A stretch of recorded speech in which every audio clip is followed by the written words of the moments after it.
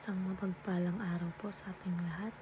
Ako po si Nicole Castillo and welcome po sa aking daily devotion. So, ang topic po natin ngayon is, who is Abraham? Abraham, the call of God. Abraham was an ordinary man living a quiet life when God spoke to him. God told Abraham to leave his home, his family, and his country, and go to a place God would show him. Abraham did not know where he was going, but he trusted God and obeyed. This was not because Abraham was special or strong on his own, but because God chose him by grace. This reminds us that God is the one who calls people first.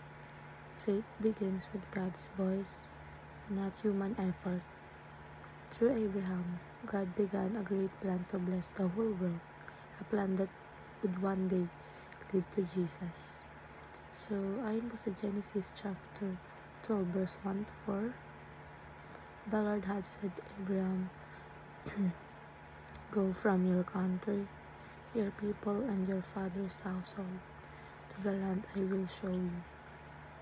I will make you into a great nation, and I will bless you. I will make your name great, and you will be a blessing. I will be those who blessed you, and whoever curses you, I will curse, and all peoples on earth will bless through you." So Abraham went as the Lord had told him, and Lot went with him.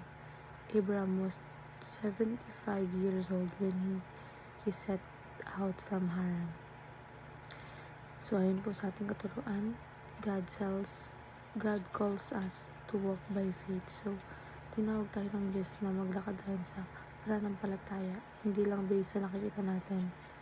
And God knows the destination. So alam ng Diyos kung saan tayo patungo kahit hindi natin alam ang buong plano. Siya ay may perfect na vision sa future natin. And God blesses those who follow you. So, ang Diyos ay nagpapala sa mga sumusunod na nagtitiwala sa Kanya. Hindi man agad nakikita ang resulta, sigurado na may blessing, spiritual, emotional, kahit physical. And sa applications, walk by faith and not by sight. And trust that God knows the future. So, sa application po natin ito, and receive God holistic blessings. Dahil lang po, maraming salamat.